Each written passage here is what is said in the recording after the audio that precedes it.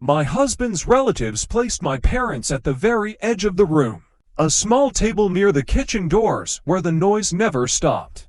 When I quietly asked why, my mother-in-law answered loudly enough for others to hear. She said they did not want my parents embarrassing the important guests. My husband only shrugged. So I walked straight to the DJ booth and made an announcement. And then I did something no one in that ballroom was ready for. By the end of the night, their carefully built world began to collapse. But that moment started long before anyone realized it. I noticed something was wrong the second I entered the ballroom and saw where my parents were sitting. Our wedding reception was held in a beautiful ballroom inside a luxury hotel in downtown Chicago. Everything looked perfect from a distance. White orchids filled the tables. Crystal centerpieces sparkled under soft lights. Music floated through the room while waiters carried silver trays between smiling guests. At the front of the hall stood the long head table glowing beneath warm lighting. My husband Ethan's parents sat proudly in the center like royalty hosting a grand event. Around them were business partners, investors, and several executives from Ethan's company. Even a local politician sat near them, laughing and shaking hands. It looked like a celebration of success more than a wedding. I searched the room for my parents. They were not near the family tables. They were not near the center tables where friends and close guests sat. They were in the very back of the ballroom. Not just the back. A small round table pressed against the service doors that led to the kitchen. Every time the doors swung open, servers rushed out carrying trays of food. The sound of dishes clinking echoed around that corner. That was where my parents were seated.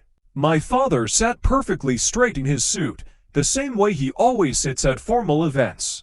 He has always believed that respect begins with how you carry yourself. My mother kept smoothing the tablecloth with her hands. She always does that when she feels uncomfortable but does not want anyone to notice.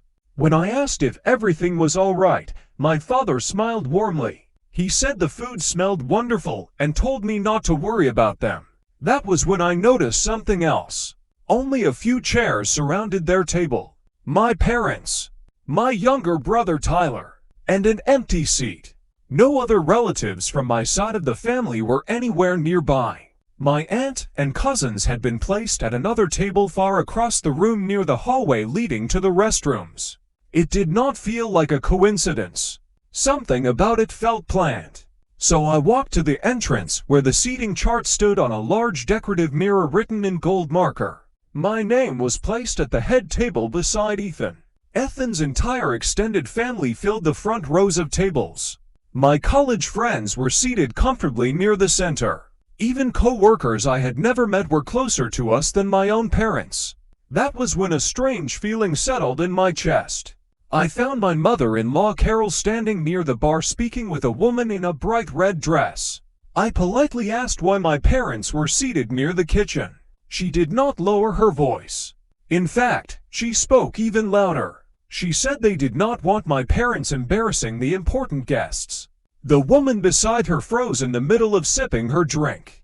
I asked Carol what exactly she meant. She smiled in a way that was almost sweet but not kind. She said my parents seemed nice enough, but they were not the type she wanted in the center of attention tonight. They had investors in the room. Important people. People who expected a certain atmosphere. I waited for her to laugh and say she was joking. She never did. Instead, she simply lifted her glass and took another sip. Across the room, Ethan had clearly heard at least part of the conversation. He was looking directly at us. So I walked over to him and repeated exactly what his mother had said. He barely reacted. He simply shrugged. Then he said something that still echoes in my mind. Let it go. It's just seating. Just seating. Those two words felt heavier than anything else that night. Because suddenly I was thinking about everything my parents had sacrificed. My father working long, exhausting days at the auto shop. My mother studying late at night so she could rise from cashier to store manager. They had spent years building a stable life for our family. They even insisted on paying for part of this wedding because they wanted to contribute. And this was where they had been placed. Near the kitchen doors. I did not cry. I did not argue. I did not raise my voice. Instead, I slowly looked around the ballroom at all the so-called important guests. Then I quietly walked toward the DJ booth. The DJ looked confused when I tapped the microphone and asked him to lower the music. The song faded slowly. Conversations began to quiet across the ballroom. Guests turned in their chairs trying to see what was happening. I smiled and thanked everyone for coming to celebrate with us. Then I said there were two very special people in the room who made everything in my life possible, and I wanted everyone to meet them. At first, people thought it was part of the wedding program, but when I began walking toward the back of the ballroom, the room slowly grew silent. I stopped beside the kitchen doors. My mother looked up at me with worried eyes, thinking I needed something. Instead, I placed a gentle hand on her shoulder. Then I turned toward the crowd and said these were the two most important guests in the entire room. My parents.